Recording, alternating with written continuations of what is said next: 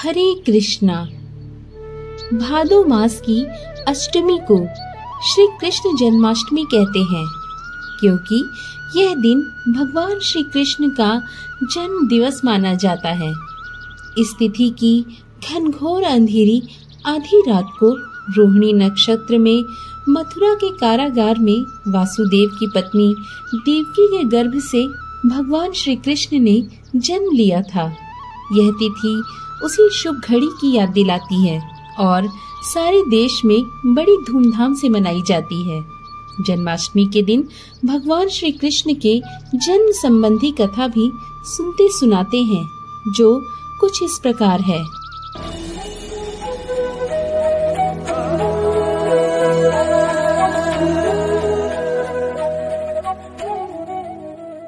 द्वापर युग में भोजवंशी राजा उग्रसेन मथुरा में राज्य करते थे। उसके आताताई पुत्र कंस ने उसे गद्दी से उतार दिया और स्वयं मथुरा का राजा बन बैठा।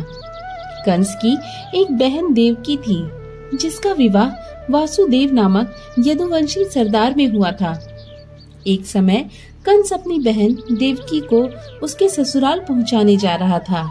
रास्ते में आकाशवाणी हुई, हे कंस, जिस देवकी को तू बड़े प्रेम से ले जा रहा है, उसी में तेरा काल बसता है।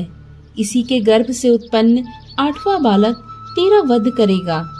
यह सुनकर कंस ने देवकी को मारने का प्रयास किया।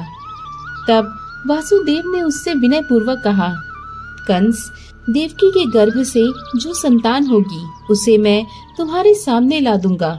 भला बहन को मारने से क्या लाभ।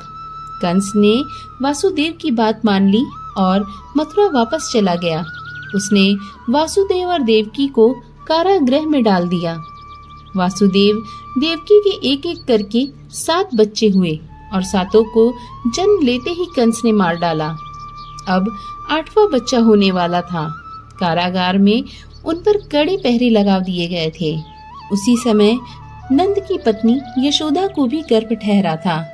उन्होंने वासुदेव देवकी के दुखी जीवन को देख 8वें बच्चे की रक्षा का उपाय रचा। जिस समय वासुदेव देवकी को पुत्र पैदा हुआ, उसी समय संयोग से यशोदा के गर्भ से एक कन्या का जन्म हुआ, जो और कुछ नहीं सिर्फ माया थी। जिस कोठरी में देवकी वासुदेव कैद थे, उसमें अचानक प्रकाश हुआ और उनके सामने शंख चक्र गदा पद्म धारण किए चतुर्भुज भगवान प्रकट हुए। दोनों भगवान के चरणों में गिर पड़े। तब भगवान ने उनसे कहा, अब मैं पुनः नवजात शिशु का रूप धारण कर लेता हूँ। तुम मुझे इसी समय अपने मित्र नंद जी के घर वृंदावन में छोड़ आओ और उनके यहाँ जो कन्या जन्मी है उसे लाकर कंस के हवाले कर दो। इस समय वातावरण अनुकूल नहीं है, फिर भी तुम चिंता ना करो। जागते हुए पहरेदार सो जाएंगे, कारागृह के फाटक अपने आप खुल जाएंगे और उफनती अथाह यमुना तुमको पार जाने का मार्ग दे देगी। उसी समय वासुदेव नवजात शिशु रूप श्री कृष्ण को सूप में रखकर कारागृह से निकल पड़े और अथाह यमुना को पार कर नंद जी के गांव पहुँचे। वहां उन्होंने नवजात शिशु को यशोदा के साथ सुला दिया और कन्या को लेकर मथुरा वापस आ गए। कारागृह के फाटक पूर्ववत बंद हो गए। अब कंस को सूचना मिली कि वासुदेव देवकी को बच्चा पैदा हुआ है। उसने बंदी गृह में जाकर देवकी के हाथ से नवजात कन्या को छीनकर पृथ्वी पर पटक देना चाहा, परंतु वह कन्या आकाश में उड़ गई और वहां से कहा, अरे मूर्ख, मुझे मारने से क्या फायदा। तुझे मारने वाला तो वृंदावन में जा पहुंचा है।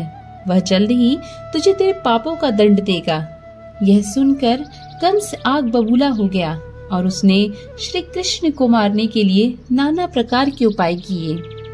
तो ये थी कथा कृष्ण जन्म की। आपको कैसी लगी हमें जरूर बताइएगा।